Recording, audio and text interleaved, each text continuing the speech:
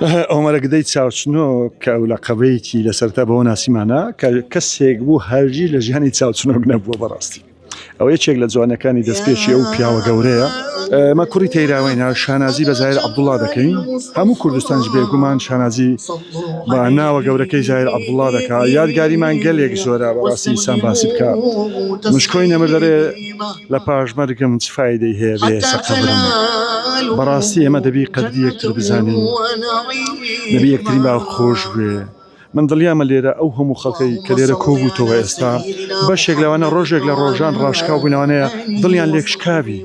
ئێستا دەبێ ئەو کەسانی کە دڵیان شکاوی ئێستا چۆن ئازاریاندا کە کاکزاری لە ژێر خاکە و بەڵام بەڕۆح لەگەڵماندایە.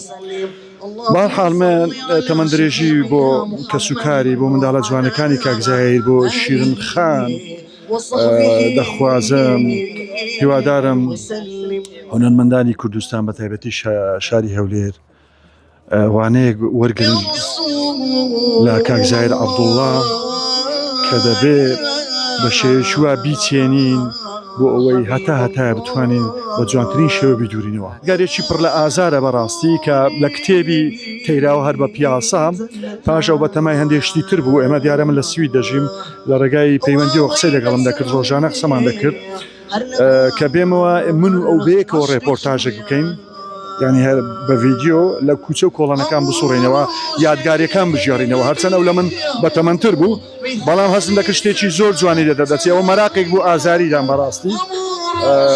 ئێتر یادگاری وردیش گەلێک زۆرە. من هەر بچمە توایراوە بە پێش ماڵی سمێر سۆردانە ڕۆم ناتوانم، یعنی باپیری کاکزایر باپیرە گەورە باڵێن خدر جێ بە گوارەکە بابی بوو. سمولێکی گەورەیە کاکزایر بەڕاستی کاکزایر عەبدوڵڵا زۆر شت دەمان بەسێتەوە. جوانترین شت دای کاکزایر خارە بوو. ئەو دەگۆ خاری گچکە بە منە میژەگۆ خاری گەورە. ئەو خارە بەس لەسەر دەمی هونەرمەندی گەورە زاهیر عەبدوڵڵا جوان.